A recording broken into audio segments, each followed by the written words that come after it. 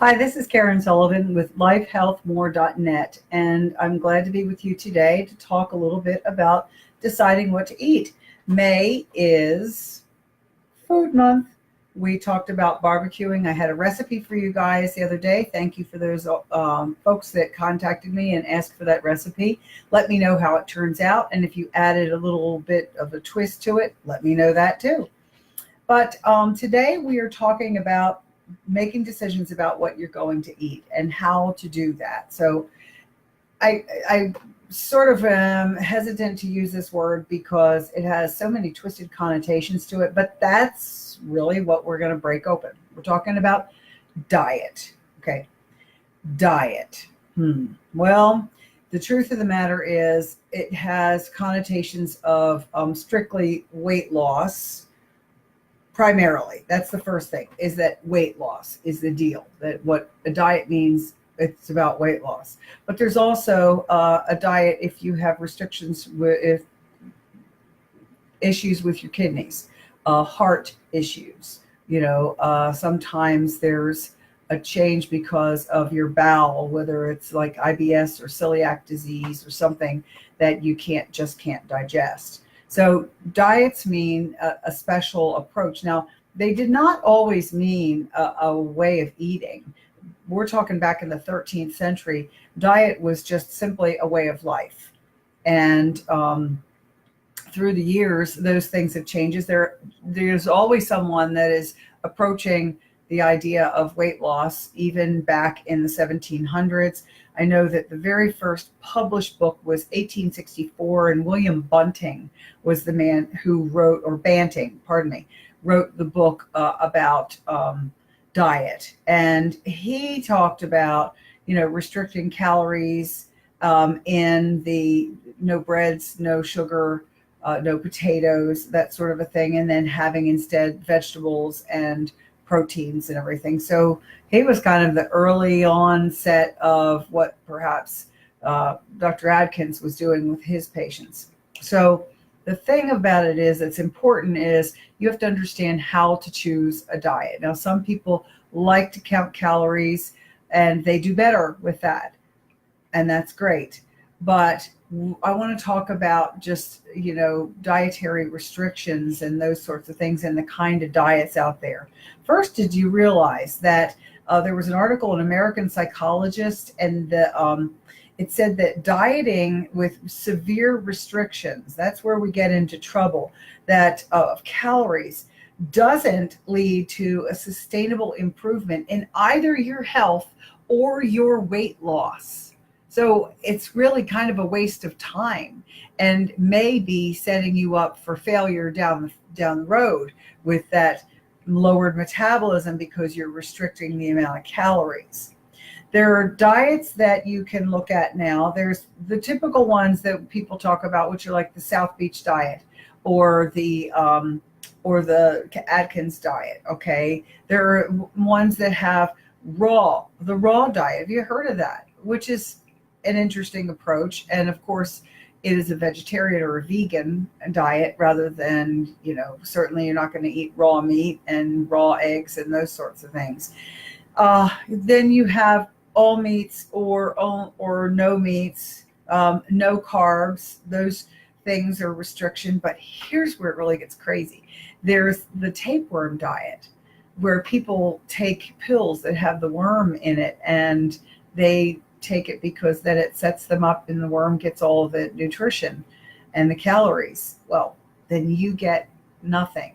I mean, isn't that insane? But people sometimes are pushed to the point where they feel like that's what they have to do in order to get their weight off. And that's a sad, sad state of affairs.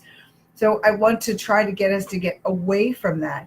Did you know that in 1925, there was a commercial on for Lucky Strikes?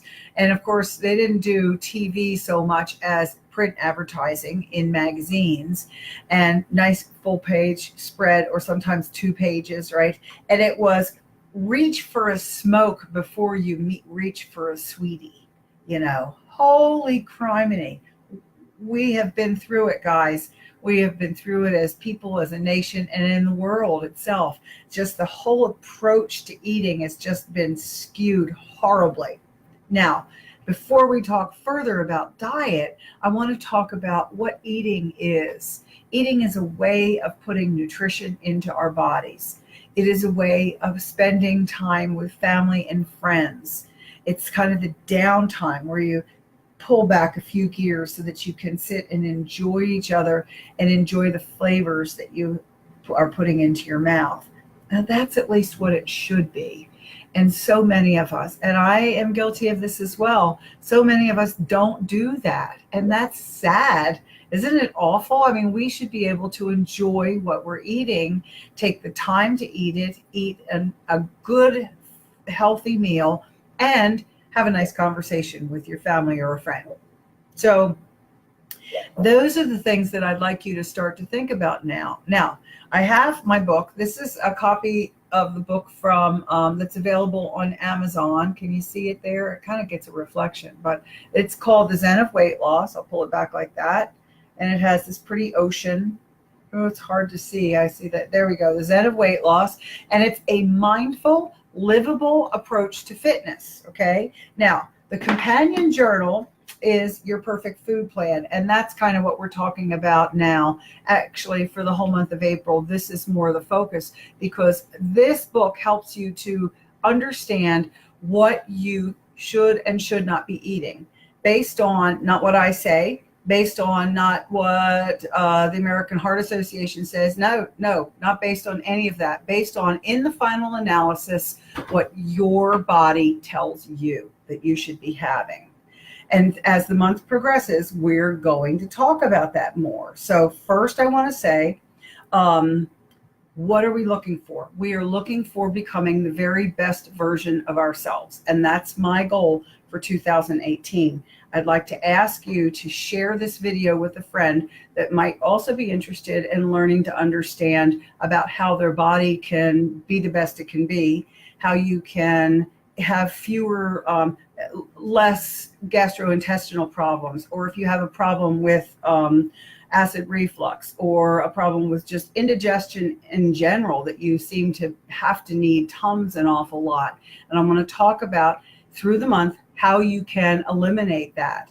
And the first thing to do is learn what you can and cannot eat, and pay attention to what your body says. Really pay attention to what it says. So share this with other friends, because that's the way. My goal is to try to make everybody as healthy and happy as possible, or at least help you get there. Okay, if you'll listen to my advice, either here on Facebook or my channel at YouTube called Karen Sullivan, and some find it with Karen Philly Sullivan using my maiden name.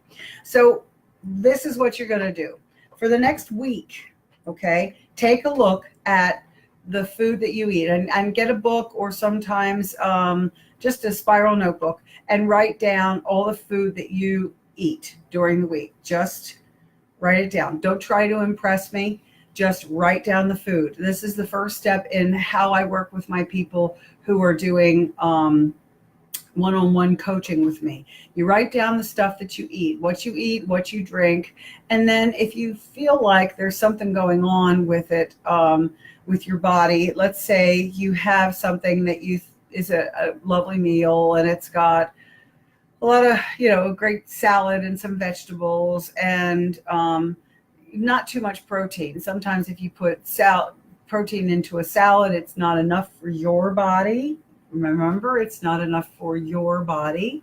And so see how you feel later. If you're hungry later, maybe there wasn't enough substance in that meal. And I don't mean that you didn't have the bread to go with it, or you didn't have enough meat, but maybe there was something else lacking in the vegetables. Sometimes salad, just lettuce without the other vegetables in it, isn't enough to sustain you until the next meal. So those things, the only way you're going to figure it out is to see what happens, and you write down, I was hungry in an hour. There's nothing worse than being hungry in an hour. You just had a meal. So write it down. Have something to eat at that point. Investigate, sort of kind of go through the list of, let's see, what do I feel like? Do I feel like having, first place, it could be you're thirsty. So make sure that you drink something first before you eat, because the receptors in the brain between the hunger and the thirst are right together, and you kind of can get confused, and you're maybe dehydrated when you're feeling like you're hungry. Drink first, and it's not a matter of that it fills your stomach. It's genuinely that your body needed the fluid in it. So there are things that you need to remember, and you will as you start to write things down, and then you can go back later and look. It's almost like you're in a science experiment. Yeah, you are, really, while you're trying to learn and discern the things that work best for you. I think I've told you the story before about how I recognized that I can't do milk, and especially ice cream. Forget it. And I can't do wheat. And that's because my body just doesn't handle it. It's an allergy or a sensitivity. I don't know. And I don't go to the doctor to test this out. I just recognize I can't eat it, you know? So I don't know if I have celiac disease. I don't know if I have anything. I don't know. But I know that when I eat it, I don't feel well. When I don't eat it, I feel great. I'm fine. So I am right on the cusp of recognizing that I really have to eliminate cheese for myself too. And I have some symptoms with the cheese that now it's individual just to me. Okay. This is not science here. This is just my individual experiment for myself. But when I eat cheese, if it's softer cheese, then it kind of, how do I explain this? It makes me tired. It's almost like there's a carbohydrate reaction in my body. That's just me. So I'm sort of wrestling with, okay, if I'm going to continue to have cheese, then maybe it can't be the soft cheeses. Maybe it can't be even cheddar seems to bother me. So I'd have to look at some of those really nice, rather expensive cheeses that are hard, real hard. I can do Parmesan cheese that's grated. You know, well, Parmesan cheese is like hard as a rock, right? But there's something in the processing of it that seems to be okay for my body. So there you go. I can't have pasta with Parmesan, so I usually have vegetables with Parmesan cheese and spaghetti sauce when I can handle that. But, and you know, people have asked me before, well, what do you even eat? Well, I eat. Trust me, I eat. And I feel fine. I feel better when I eat what's good for me. So I am really hoping that you will take the time to begin just for this week. Just do it this week, okay? Then you can send me those results, you know, the little list. You can send it on private message, or you could send it in comment section. That's okay. Or maybe if you do in the comments, here's my thing, and I'll send you my email address, and or we'll contact on Messenger, whichever you feel most comfortable with. But you do realize that when you write down the food that you eat, it will help you and it will help other people too. Share this video, please, with your friends. Tag your videos, tag your people in the comment section. If you have a daughter, if you have a friend that is struggling with understanding, gosh, what should I eat? Because there are hundreds of thousands of diets out there, and they all work for somebody. You know why? Because that person found a diet that worked for them. Does it mean it will work for you? Maybe, maybe not. But why don't you get proactive and make your own diet plan starting today? Okay. Now, from Life Health More, this is Karen Sullivan. If you have any questions, please remember to go ahead and tell me down below in the comments, and I'll get back to you ASAP. I will also remember that I'm looking for those lists of the foods that you've eaten. Okay, so have a great day. Take care. Have a good week. Thanks a lot, guys.